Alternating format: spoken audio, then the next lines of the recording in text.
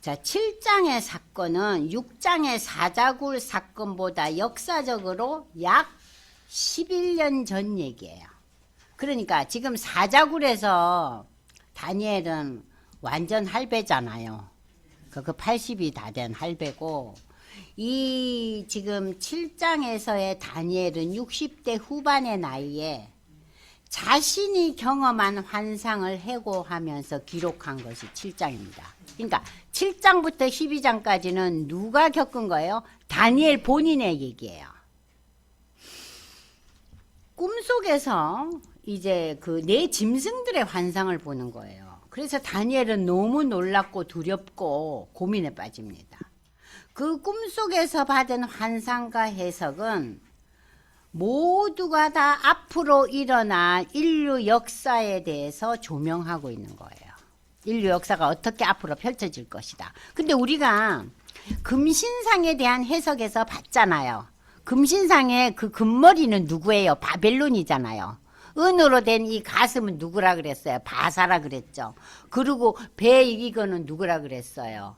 그것은 히랍 헬라잖아요. 그리고 밑에 발꿈치하고 이 쫑아리는 누구예요? 그 이후에 로마 이후의 역사라 그랬죠. 그죠? 근데 지금 이 네 동물들이 바로 또 그거와 연결돼요. 그러니까는 다니엘이 본 환상은 이 네 동물들을 통해서 바벨론과 바사와 헬라와 로마 이후에 지금까지의 세계의 그 권력 잡은 자들, 그걸 가리키고 있어요. 이제 혼동이 안 되죠? 금신상은 뭐고, 금신상 위에 은이 있고, 뭐 철로만 동이 있고, 그 밑에 뭐는 뭐고, 이게 다니엘의 꿈에서는 뭐로 나타나요? 네 가지 동물로 나타난다는 거예요. 여러분들 이해되시죠? 그걸 구별하셨는데 의미는 똑같아요. 쉽죠? 그러니까 느부갓네살 왕이 본 그 금신상과 지금 다니엘이 본 이 네 가지 동물들, 짐승들. 그러니까 동물이라는 표현은요, 그래도 좀 이쁨이 있는데요. 짐승이라 그러면 괜히 소름이 끼쳐요. 그죠? 짐승들. 포악무도한 것들을 짐승이라 그러잖아요. 자, 그래서 이제 이 7장의 사건은 이제 어떻게 시작되느냐. 다니엘이 60대 후반에 벨사살 왕 원년에. 그러니까 이 벨사살 왕이요, 거의 16년, 17년 동안 이렇게 다스리는데 아버지가 나이가 많아가지고 어떻게 했다 그래요. 이 아들이 왕이 되고 아버지는 섭정을 한 거예요. 우리나라도 그런 거 많았잖아요. 그래서 이제 이 동안에 또 있었던 일. 그러니까 벨사살 왕 원년에서부터 벨사살 왕이 마지막 죽기 전에 멸망당하기 전까지 그 시대는 약간 다니엘이 역사의 문화에서 사라져 있었어요. 그죠? 느부갓네살 왕이 죽고 난 뒤에 그 이후의 왕들은 또 지네 마음대로 다스렸던 거예요, 바벨론을. 그러다가 마지막 왕 벨사살 왕이 죽기 전에, 바벨론이 멸망하기 전에 다시 누가 부각돼요? 다니엘이 부각되잖아요. 그리고 그 부각된 다니엘이 말하자면은 이 바벨론이 멸망하고 난 뒤에 바사가 세계를 제패하면서 바사 왕의 한 지역 왕이었던 다리오 왕과 다니엘이 연결된 얘기가 사자굴 얘기예요. 그러니까 인간 역사와 연결된 것은 6장으로 이제 끝나요. 그죠? 그러면 7장부터는 다니엘 본인의 얘기예요. 구별되시죠? 예, 그러니까 역사가 달라졌다는 거 여러분들 이해되시죠? 예. 바벨론 왕 벨사살 원년. 그러니까 다니엘은 이제 60대 후반이에요. 조금 사자굴에 있던 할아버지 때보다는 좀 젊었어요. 한 14, 15년 전이니까. 이 벨사살 왕은 이 섭정, 그러니까는 아버지 부왕으로부터 왕으로서 이제 임명은 받았지만 왕이 다스리는 이때부터 바벨론이 멸망하기까지 이제 이 시기에서 그 첫 해에, 그래서 이 7장은 5장의 그 벨사살 왕이 그 바벨론의 그 멸망날, 그 술 처먹고 난리친 잔치친 그날에 비해서 이미 15, 16년 전 얘기라는 거 기억하시기 바랍니다. 바벨론 벨사살 왕 원년에 다니엘이 그의 침상에서 꿈을 꿨다. 머릿속으로 환상을 받고 그 꿈을 기록하며 그 일의 대략을 지금부터 진술하고 있습니다. 다니엘이 이르되 내가 밤에 환상을 보았는데 하늘에 내 바람이 큰 바다에 몰려왔다. 어떻게 바람이 한 개, 두 개, 세 개, 네 개겠어요? 이거는 뭐냐? 동서남북 바람. 그러니까 온 사방 천지에서 바람이 몰려왔어요. 여러분들 바람이요 동쪽에서만 불어와도 우린 정신이 없는데 동서남북에서 제 바람이 불어왔으니 이건 무슨 해오리 바람도 아니고 난리 굿을 떠는 바람이죠. 이 사방에서 불어오는 바람으로 이 바람은 무엇을 의미하는가? 온 열방에 일어날 인간들의 소요와 전쟁을 상징한다. 근데 이 바람이 어디로 몰려와요? 큰 바다. 큰 바다는 어디냐? 그 당시에 기중해요. 이 세상 나라를 상징한다. 그러니까 내 바람이 소요와 전쟁이 이 지중해 이 세상 나라에 막 만연해 있었다는 거예요. 인간 나라에 그냥 난리법석이 떨어졌다는 거예요. 그래서 이 7장에서는 하나님께서 전 세계를 주무리신다는 거. 전 세계를 주무리시면서 짐승과 자연 현상의 위험들로부터 어떻게 구원하시냐에 대한 역사적인 흐름을 지금 이야기하고 있어요. 그래 보니까 커다란 짐승 넷이요 바다 위에서 불쑥 튀어나와요. 근데 그 모양, 짐승 모양이 다 제각기인 거예요. 근데 여러분들 이 짐승들이요 다니엘의 환상에서만 나타난 게 아니에요. 이 짐승들은요 여러분들 보시면은 에스겔에도 나와요. 우리 에스겔 공부했는데 또 다 까먹으셨겠지만 에스겔의 환상에도 네 마리 짐승이 나오잖아요. 또 계시록에도 나와요. 그런데 그 짐승의 모습들이 에스겔과 계시록에 나타난 짐승들과는 약간 달라요. 짐승이 나타나는데. 근데 그 모든 짐승들은 뭘 상징하느냐? 역사적으로 최강한 나라들을 상징해요. 모두가 다. 모습은 조금 달라졌지만. 자, 첫째 짐승이 사자와 같은데 이 사자한테는 뭐가 달렸어요? 독수리의 날개가 있다. 근데 사자는 동물의 왕이잖아요. 이 동물의 왕한테 새의 왕인 독수리 날개가 달렸으니 이거 대단한 거 아닙니까? 내가 보는 중에 그 날개가 뽑혀버렸어요. 그럼 이 사자는요 바벨론을 가리켜요. 그럼 이 독수리의 날개는 뭔가? 도대체 이 독수리 날개가 이건 또 무슨 소리야? 독수리의 날개는 바벨론을 대표하는 느부갓네살 왕이에요. 이 느부갓네살 왕이 그 당대를 세계를 통일하잖아요. 그죠? 바벨론을 세우고. 그래서 이 독수리 날개와 같은 그냥 부강한 그 왕이 결국은 어떻게 돼요? 정신병을 앓고 하나님을 인정하고 그러면서 사라지고 또 땅에서 들려서 사람처럼 두 발로 서게 함을 받았으며 또 사람의 마음을 받았더라 하니 이 독수리 날개 같은 강력한 느부갓네살 왕이 어떤 일을 겪어요? 정신병자 됐잖아요. 그죠? 7년 동안. 그래갖고 들을 헤매면서 풀을 먹고 이슬 속에서 잠을 자고 그 얘기가 지금 이 4절에 나와요. 이 강력한 나라에 독수리 날개를 가진 느부갓네살 왕이 완전히 정신병이 걸렸지만 그러나 다시 회복돼서 사람의 마음을 받았더라. 그 얘기예요. 그러니까 4절 얘기는 누구예요? 바벨론과 느부갓네살 왕 얘기입니다. 그 다음 5절. 또 다른 짐승은요, 곰처럼 생겼는데 그것이 몸 한쪽은 들었고 그 입에 이 사이에는 새 갈빗대가 물렸는데 그것에게 말하는 자들이 있어 이르기를 일어나서 많은 고기를 먹더라. 그러니까 주위에 여러 나라들을 다 정복했다는 얘기예요. 요건 누구예요? 바사의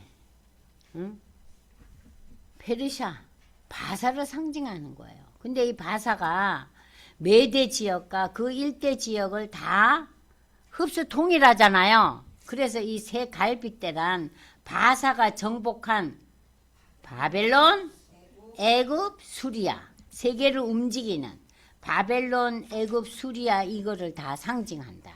그래서 사자는 바벨론, 곰은 바사.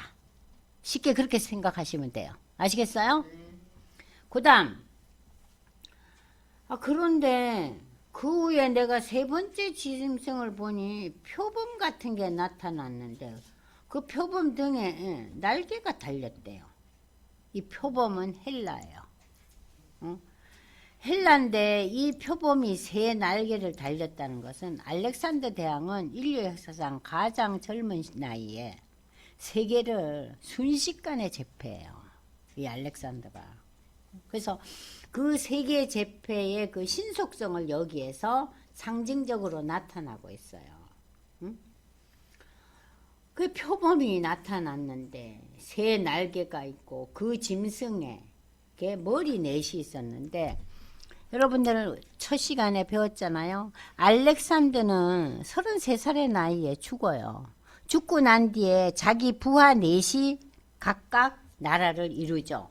그죠? 각각 네 나라가 이렇게 알렉산더가 죽고 난 뒤에 네 사람이 통치하면서 이루어지는 것이 지금 여기서 얘기하고 있는 거예요. 머리 넷이 있다는 거. 그런데 내가 환상 가운데 그 다음에 반 넷째 이 짐승은 무섭고 놀랐다. 첫 번째는 바벨론, 두 번째는 바사, 세 번째는 헬라인데 네 번째 짐승은 더 강해요. 쇠로 됐어요, 이빨이. 그리고 모든 걸 먹고 부서뜨리고 발로 밟고 이 짐승은 전에 모든 짐승과 다르고 또 10뿔이 달렸대. 10뿔이. 자, 이건 뭐냐? 넷째 짐승은 인류 역사상 가장 부강했던 로마예요. 로마는 가장 오래 유지되잖아요. 이 로마. 이 10뿔은 뭐냐? 로마 제국 이후에 적그리스도가 출현되기까지의 모든 열방들. 그래서 느부갓네살이 본 환상에서는 이건 뭐예요? 10발가락이라 그랬잖아요. 10발가락. 그죠? 그 짱다리 종아리와 밑에 발가락이 있었다 그랬잖아요. 그 여기에서는 이제 10뿔로 이제 비유가 되고 똑같은 얘기예요. 그러니까 로마 이후에 일어날 세계 열강들. 그러니까 로마가 멸망하고 난 뒤에 이제 예수님이 오시기 전까지, 재림하기 전까지 수많은 열국들이 일어나고 망하고 일어나고 망하고 일어나고 망하고를 반복할 것이다 하는 것이 10뿔이에요. 아시겠죠? 그러니까 인류 역사는 어때요? 수많은 왕국들이 뭐 50년, 100년, 길어야 몇백 년 이러고 다 사라져가요. 영원한 왕은 예수밖에 없다는 거죠. 자, 그래서 여기 보십시오. 내가 그 뿔을 유심히 보는 중에 다른 작은 뿔이 그 사이에 나더니 그 첫 번째 뿔 중에 셋이 그 앞에서 뿌리까지 뽑히고 이 작은 뿔에는 사람의 눈 같은 것들이 있고 그 입이 있어 큰 말을 하였더라. 다른 작은 뿔이 있었어요. 이거는 다른 작은 뿌리라는 것은 첫 번째 의미는 여러분들 크브린토에 있겠지만 로마를 일으킨 시저, 아우구스티누스, 티베리우스, 갈리귤라, 크라우디우스, 네로 등 수많은 로마의 황제들과 그 이후에 일어날 적그리스도를 가리킨다 그랬어요. 적그리스도. 하나님께 대항하는 세. 하나님께 대항하는 세계들. 이 하나님께 대항하는 세대를 우리는 적그리스도라 그러잖아요. 그래서 여러분들이 이 적그리스도를 우리는 멸망에 가증한 것이라고도 표현해요. 멸망에 가증한 것으로 이 우상숭배를 적그리스도라고 그러는데 여러분들이 지금 마태복음 24장 15절을 한번 찾아보세요. 마태복음 24장. 그러니까 이 절망에 가증한 것들, 이 적그리스도는 파워풀한 그 로마의 그 왕들, 황제들 플러스 또 어떤 것들이라고요? 우상들이에요, 우상들. 그래서 여러분이 보시면은 마태복음 24장 15절을 보시면은 너희가 선지자 다니엘이 말한 바 멸망에 가증한 것이 거룩한 곳에 선 것을 보거든. 그러니까 멸망에 가증한 우상 같은 존재. 그러니까는 우상도 포함되고 사람이 만든 우상단지 플러스 인간의 탈을 쓰고 온 막강한 사람들. 그 중에 하나가 우리가 히틀러라고 할 수도 있고 스탈린이라고도 할 수 있잖아요. 최근세사에 와서는. 그죠? 그러한 막강한 존재들이에요. 막강한 존재들. 그러니까 그것들은 자기를 우상화했잖아요. 인간을 최고로 여겼잖아요. 세계를 제패한다 그러면서. 그러니까 사람이 세계를 제패한다는 그거 자체가 우상숭배죠. 인간은 세계를 제패할 수 없어요. 제패하면 단시일내 잠시라는 거예요. 잠시라는 거예요. 그리고 여러분들이 여기서 보시면은 또 계시록을 한번 보겠습니다. 계시록에서는 이 멸망에 가증한 이 아주 사악한 것들이 뭐냐? 계시록 보십시오. 13장 4절에서 10절까지 이제 제가 아까 시편 27편을 숙제로 내줬잖아요. 요것도 기록해 내세요. 여러분들이 계시록 요것도 읽어보시기 바랍니다. 계시록 13장. 자, 계시록 13장 4절 보면 용이 짐승에게 권세를 주므로 용에게 경배하며 짐승에게 경배하리래. 누가 이 짐승과 같으니 누가 능히 이와 더불어 싸우려 하더라. 짐승이 과장되고 신성모독 말하는 입을 받고, 신성모독이라는 것은 하나님을 모독하는 그러한 입을 받고 42달 동안 일할 권세를 받으리라. 42달이라는 것은 일정한 기간을 의미합니다. 그러니까는 인간의 모습을 나타난 이 신성 모독하는 존재들은 일정 기간 동안은 세계를 제패하고 세계를 움직여요. 그러나 그들의 결국은 뭡니까? 멸망이란 얘기예요. 그동안만 권세를 받아요. 그의 짐승이 입을 벌려 하나님을 향하여 비방하되 그의 이름과 그의 장막 하늘에 사는 자들을 비방하는. 그러니까 뭐 하늘의 천사나 하나님 믿는 성도들을 다 쟤들은 뭐야? 아무 힘도 없는 것들이라고 비방하고. 또 권세를 받아 성도들과 싸워 그들이 이 세상에 살면서 이겨요. 구체적으로. 승리해요. 그리고 각 족속과 백성과 방언과 나라를 다스려요. 그러나 죽임을 당한 어린 양의 생명책에 창세기로 이름이 기록되지 못하고 이 땅에 사는 자들은 다 그 짐승을 경배한다. 그러니까는 하나님을 외면한 자들은 그 파워풀한 세상의 존재에게 경배를 한다는 거예요. 그러므로 누구든지 기가 있거든 들을지이다. 사로잡힐 자는 사로잡혀가고 칼에 죽을 자는 마땅히 칼에 죽을 것이니 성도들의 인내와 믿음이 여기 있느냐. 너희가 사로잡혀가고 칼에 죽을지라도 성도들은 인내와 믿음으로 저 적그리스도와 이기라는 거예요. 근데 실질적인 삶에서는 죽임도 당하고 억눌림도 당하고 그 현실에서는 승리하지 못하고 지는 형색을 띄워요. 여기 나오잖아요. 내가 봄에 또 다른 짐승이 땅에서 올라오니 어린 양같이 뿔이 있고 용처럼 말을 하는데 먼저 나온 짐승의 모든 권세를 다시 이어받아서 하고 땅에서 땅에 사는 자들을 처음 짐승에게 경배하게 하니 곧 죽게 되었던 상처가 나은 자니라. 큰 이적을 그들이 행해요. 여러분들 점치고 또 수많은 그 음란한 이방신들을 섬기는 자들도요 이적을 행해요. 심지어 사람들 앞에서 불이 하늘로부터 땅에 내려오고 짐승 앞에서 받은 바 이적을 행함으로 땅에 있는 많은 사람들을 미혹하고 그리고 칼에 상하였다가 살아난 짐승을 위하여 우상을 만들라 하더라. 그런 이적을 보면서 그가 권세를 받아 그 짐승의 우상에게 생기를 주고 짐승의 우상으로 말하게 하고 또 짐승의 우상에게 경배하기 아니하는 자들은 다 죽여버려요. 그러니까 이 땅의 삶에서는 저 그리스도에게 우리가 마치 패배당하는 것처럼 여겨져요.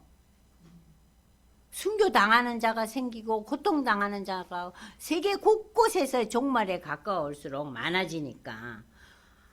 그러나 누구든지 이 표를 가진 자 외에는 매매를 못하게 하니 이 표는 곧 짐승의 이름표를 가진 자. 지혜가 여기 있으니 총명한 자는 그 짐승의 수를 세어보라. 그것은 사람의 수는 그의 수는 660이니라. 이 얘기는 뭐냐? 660명이 아니라 일정한 사람만 거기에 흡수되어 있다는 거예요. 그래서 요새 이단들이 666명에 들어가면 안 된다. 우리만이 그 666명에서 헤어나온 자라 그러잖아요. 근데 성경은 이 숫자가 상징적인 의미예요. 자, 여기에서 제가 말하고 싶어 하는 것은 이 작은 뿔은 뭐예요? 사람의 눈 같은 눈이 있고 지 좋은 대로 얘기를 하고 온 세상을 뒤집고 권세를 펼쳐나가요. 로마 이후에 모든 열강들이 예수님 오실 때까지 이 세상 나라를 주무른다는 거예요. 근데 성도들아 거기에 함몰되지 말라는 거예요. 일부 사람들은 죽기도 하고 일부 사람들은 처절한 고통을 당하기도 하지만 너희의 생이 이 생으로 끝나는 게 아니지 않느냐. 하나님이 순교한 자들에게는 상급이 크다 그랬어요. 그잖아요. 그러면서 이제 여기 이제 본문을 보면은요. 이 다른 작은 뿔들, 이 적그리스도가 사람의 눈 같은 눈이 있고 입이 있어 큰 말을 했다. 왜냐? 저들에게도 총명과 지혜와 지식이 있어서 언변이 있고 능력이 있었어요. 그러니까 사람들이 거기에다 휩쓸려 들어가죠. 능력도 없고 지혜도 없고 언변도 없으면 누가 그들을 따르겠어요. 그러니까 여러분들 적그리스도의 특징이 뭐예요? 지혜로워요. 센스 있어요. 총명해요. 근데 우리가 지혜와 총명이 어디에서부터 왔느냐? 적그리스도의 영으로부터 왔느냐? 하나님으로부터 왔느냐? 그걸 분별해야 된다는 얘기예요. 그러면서 다음에 보면은 내가 보니 왕자가 놓이고 옛적부터 항상 계시니 하나님이 딱 버티고서 그의 옷은 희기가 눈 같고 그의 머리털은 깨끗한 양털 같고 그의 보좌는 불꽃이요 그의 바퀴는 타오르는 불이며. 여러분들이 바퀴 하면은 에스겔서 기억나죠? 바퀴는 뭐예요? 신속하게 움직이는 거예요. 하나님의 역사가 움직이고 있어요. 역사하고 계셔요. 불이 강처럼 흘러 그의 앞에서 나오며 그를 섬기는 자는 천천히요 그 앞에서 모셔 선 자는 만만이며 심판을 베푸는 책들을 펴놓았다. 자, 여기 보시면은요. 그러니까 하나님 앞에서 불이 강처럼 나오고 그 하나님을 섬기고 모시는 자가 세계 곳곳에 있다는 거예요. 그러면서 그 하나님이 결국은 심판을 하시는데 그 심판을 베푸는 책, 이걸 가리켜서 우리가 생명책이라 그러잖아요. 그래서 생명책에 기록된 자는 하나님의 나라 천국으로 영생 부활하잖아요. 그러나 그렇지 못한 자들은 첫 번째 사망만, 육적인 사망만 닿지 않고 둘째 사망, 영원한 사망을 경험한다고 계시록에 나와 있잖아요. 20장에. 그걸 둘째 사망이라 그러죠. 그래서 믿음의 사람들은 첫째 사망만 해당해요. 육적인 죽음. 그러면 믿음이 없는 사람은 첫째 사망, 둘째 사망을 다 경험해요. 우리는 첫째 사망만 경험해요. 육적인 죽음. 그럼 우리는 뭐예요? 영생부활. 그 지금 여기서 다 얘기하고 있는 거예요. 그때 내가 작은 뿔이 말하는 크모. 그러니까 이 작은 뿔이 뭐라 그랬어요? 적그리스도죠? 세상의 힘을 가진 자들이 말하는 큰 목소리로 말미암아 주목하여 보는 사이 짐승이 죽임을 당하고 그의 시체가 상한 바 되어 타오르는 불에 던져졌으며 그 남은 짐승들은 그의 권세를 빼앗겼으나 그 생명은 보존되어 정한 시기가 이르기를 기다리게 되었더라. 이게 뭔 얘기냐면요. 하나님에서 저들은 다 심판받고 불에 타 죽지만 다 멸망당하지만 일부 남은 짐승들, 일부 남은 적그리스도가 권세는 빼앗겠지만 그들의 생명은 보존되어 정한 시기, 하나님이 정한 마지막 종말, 그때까지 계속해서 저들이 성도들을 괴롭히는 거예요. 그것을 가리켜서 계시록에서 마지막 때 7년 환란이라 그래요. 그러니까 예수님 오시고 난 게 7년 환란의 시기가 온다 그러잖아요. 왜냐? 적그리스도의 역사를 하나님께서 멸망시키지만 그들을 완전히 파멸시키진 않아요.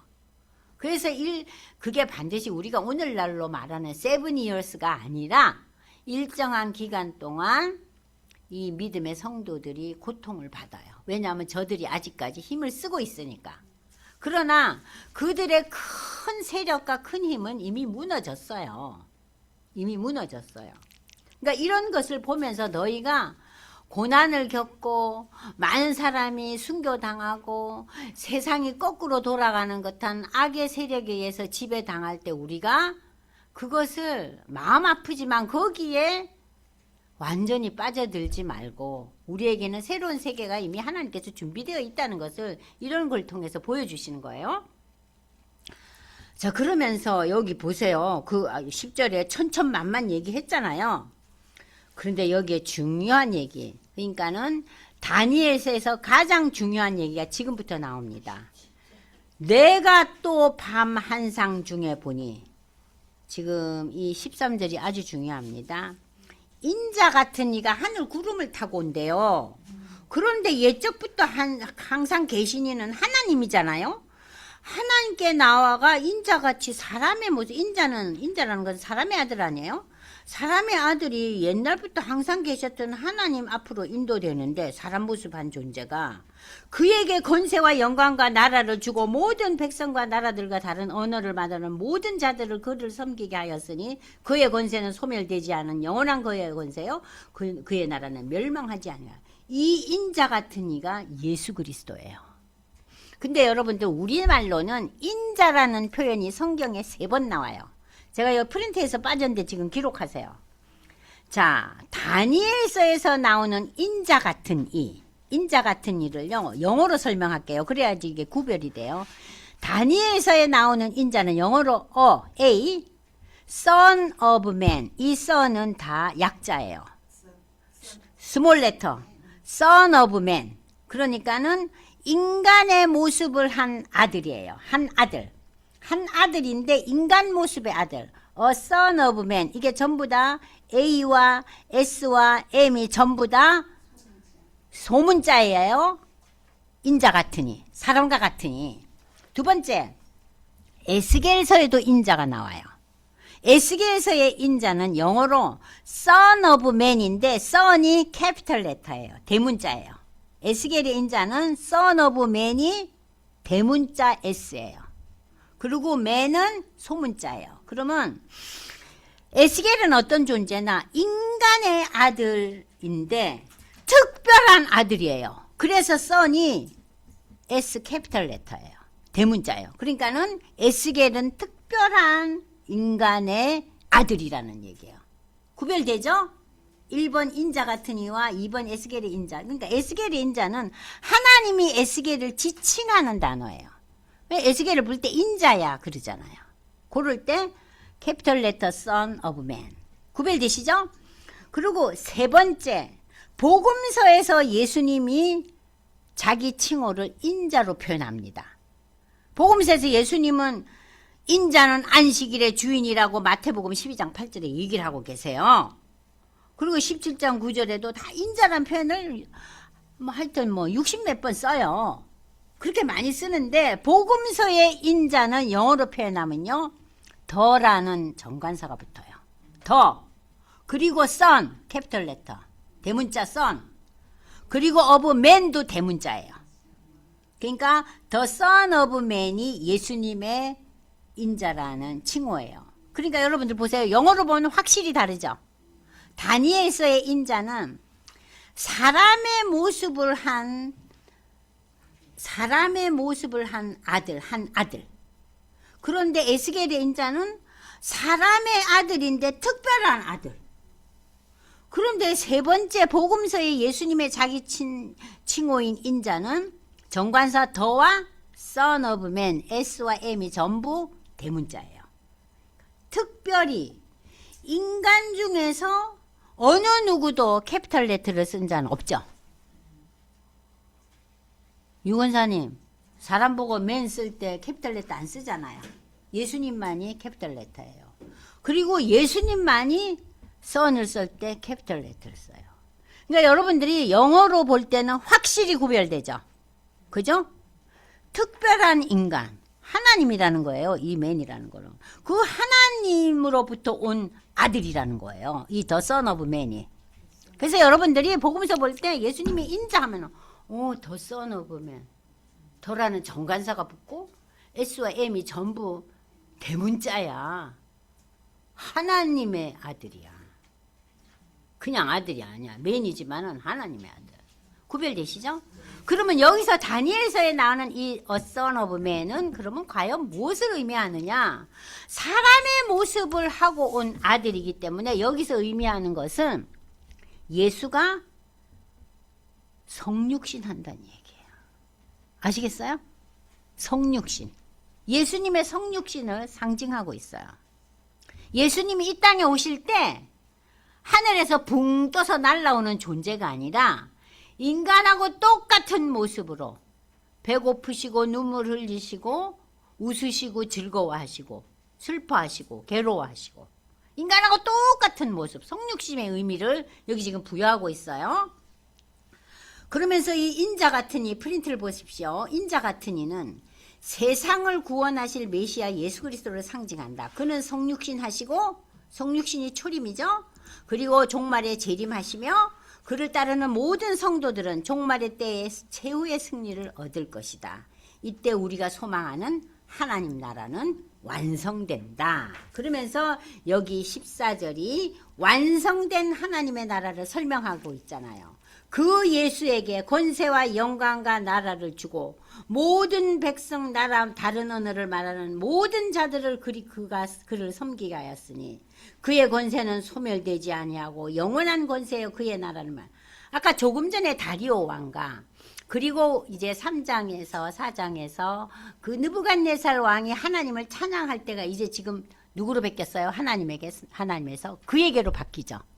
예수에게로 초점이 맞추니까 인자 같으니 예수가 오실 거라는 거예요. 이해되세요? 그래서 다니엘서 7장 13절과 이 14절이 굉장히 중요한 의미를 갖고 있어요. 예수가 오신다는 거예요. 그분은 모든 인류가 그를 섬겨요.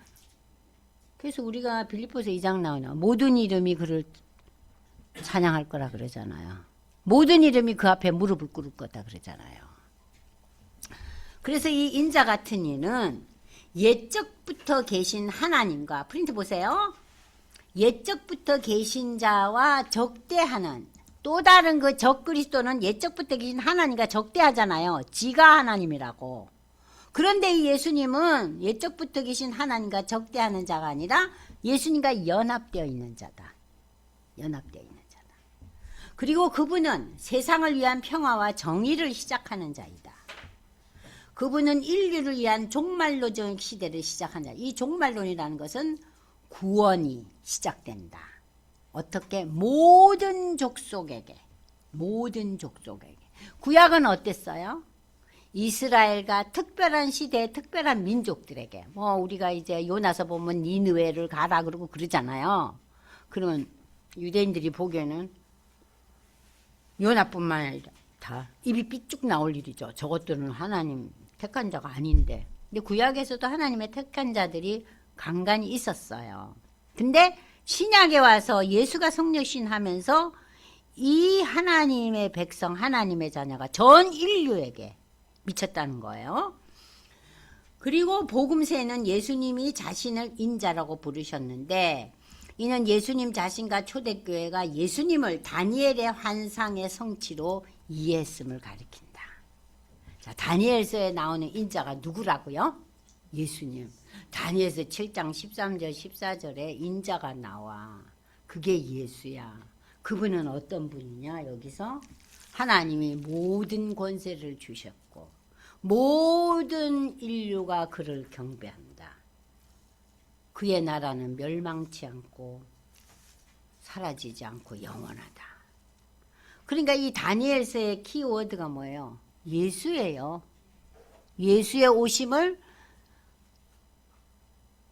알고 너만 알 것이 아니라 그것을 전하라. 그것을 전하는 자는 별과 같이 빛날 것이다. 그게 다니엘서의 키워드예요. 아시겠죠? 그러니까 이 모든 환상이 다 뭐예요? 예수를 알라는 거예요. 그리고 니만 알 게 아니라 그걸 전하라는 거예요. 그런 자는 하나님께서 햇빛같이 밝게 할 것이다. 자, 그러면서 이제 고단 보겠습니다. 그때 내가 그 다음 자리 이제 그 다음 표지 보겠습니다. 이제는 보시면 나 다니엘이 중심에 근심하여 내 머릿속에 환상이 나를 번민케 하여 아니 도대체 이게 뭔가 내가 그 곁에 모셔 선자들 중 하나에게 나아가 이 모든 일의 진상 모셔 선자들이라는 것은 천사들입니다.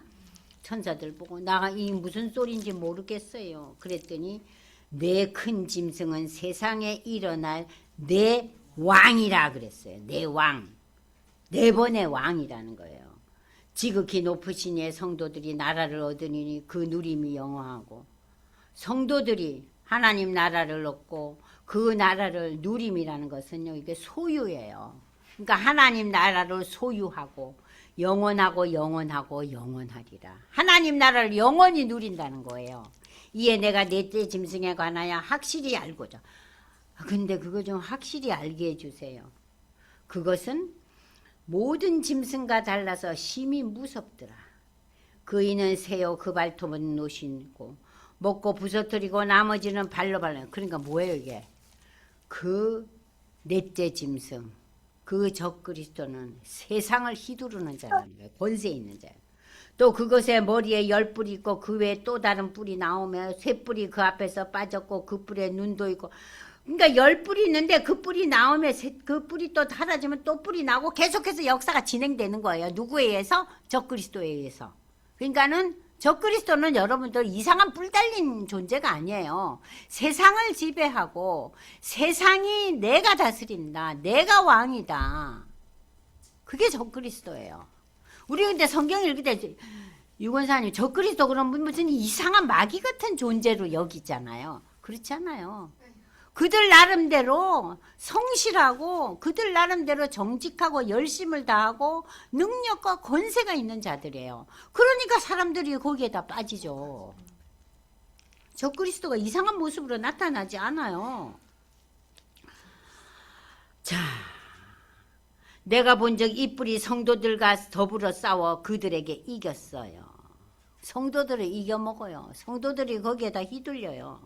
옛적부터 항상 계시니가 와서 지극히 높으신 성도 성도들을 위해서 하나님께서 성도들을 위해서 그들에게 겪은 여러 가지 억울하고 아픔과 고통을 원한을 풀어주셨을 때가 올 것이다. 성도들이 결국은 하나님의 나라를 얻을 때가 올 거다.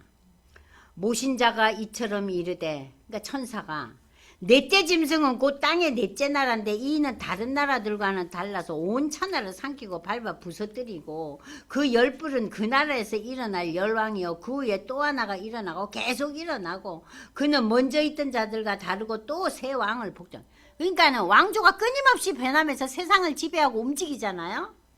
그가 장차 지극히 높으신 이를 그런 왕들이 계속 이어져 가면서 지극히 높으신 하나님을 저들의 말, 그러니까 저들의 지혜와 능력으로 하나님을 대적하며 또 지극히 높으신 하나님의 성도를 괴롭게 할 건데 그가 또 때와 법을 고쳐, 때라는 거면요 시기와 하나님의 법까지도 다 고칠 거다.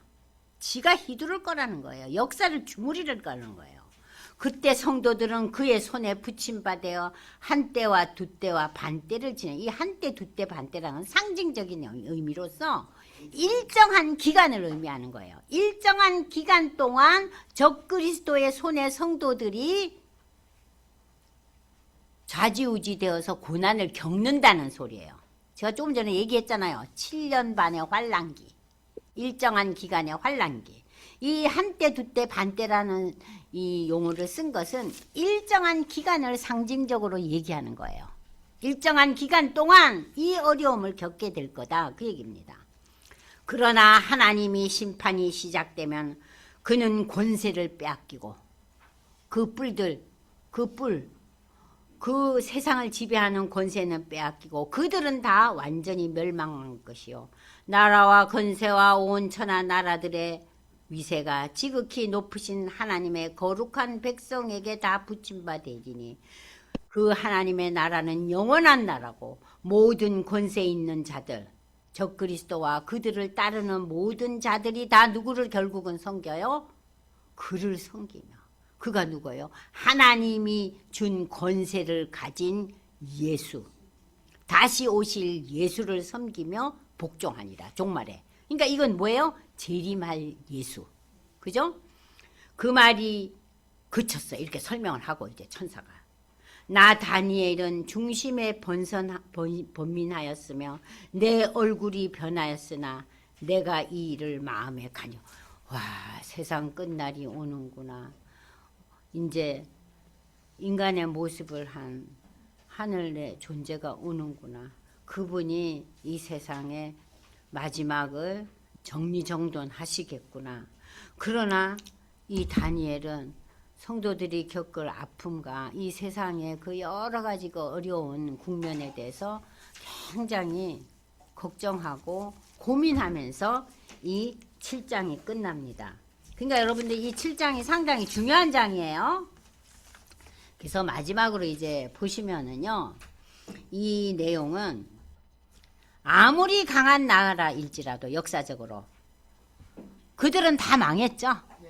하나님의 정한 시기가 이르면 심판을 면할 수가 없다. 역사의 종말에 하나님께서 보내시는 인자 예수 그리스도를 통해 열방은 심판을 받게 되고 인자는 열방의 섬김을 받게 될 것이다.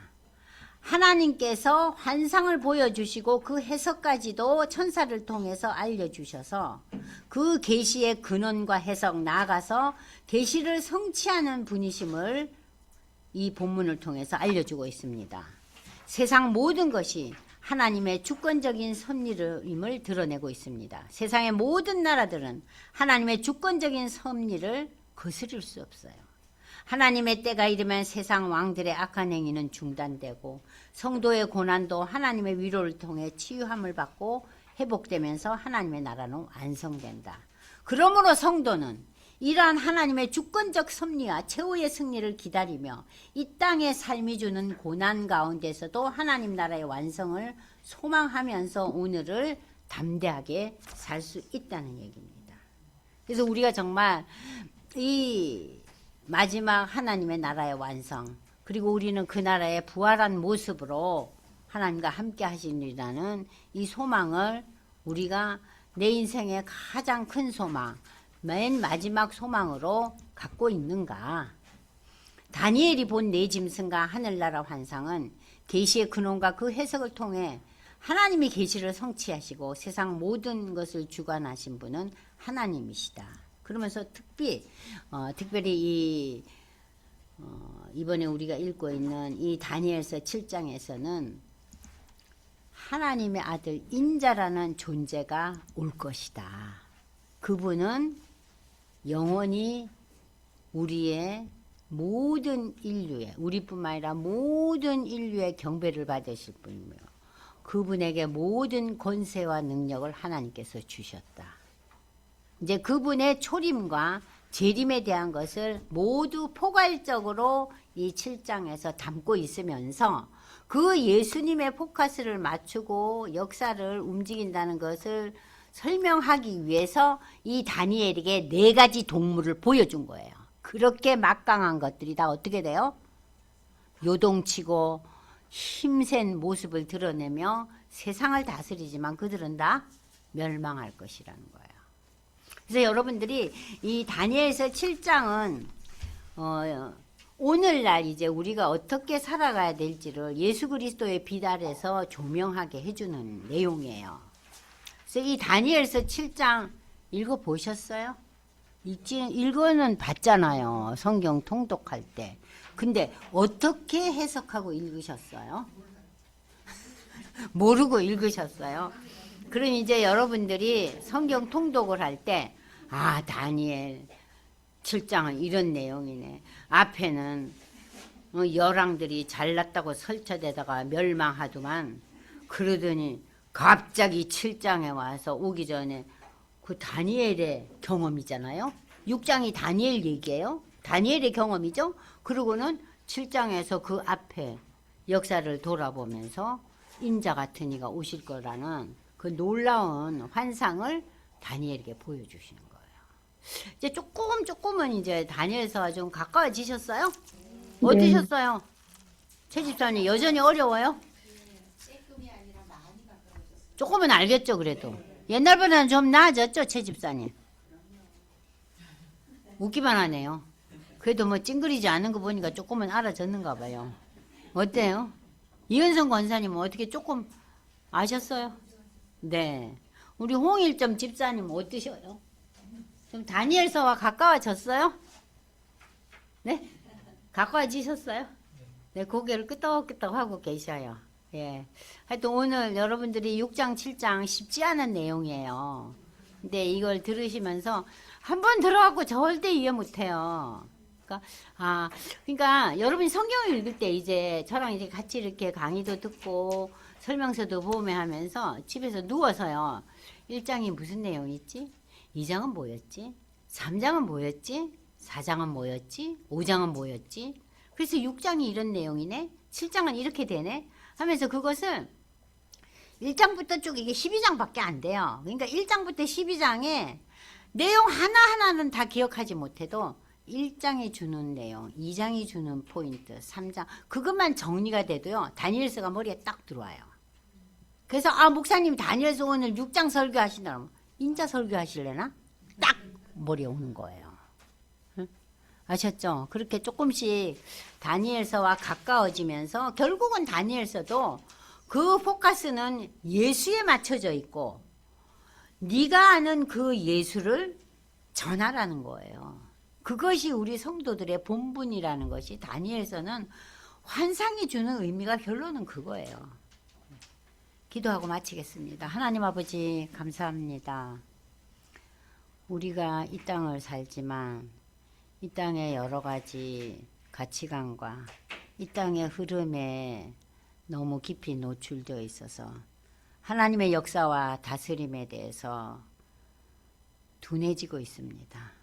하나님 성경 말씀을 통해서 하나님의 섭리와 다스림에 우리가 좀 더 민감하고 관심을 갖고 하나님의 놀라운 은혜를 경험하는 자들에게 은혜를 베풀어 주시옵소서. 이를 위해서 저희가 성경을 읽습니다. 이 읽은 말씀대로 이 예수 그리스도를 내가 제대로 믿고 부활 소망을 갖고 이 내가 가진 믿음과 소망의 세계를 많은 이웃들에게 전달하는 자가 되게 하나님 함께하여 주시옵소서. 오늘도 우리에게 말씀으로 함께해 주심을 감사드리며 예수님의 이름으로 기도드리옵나이다. 아멘. 아멘.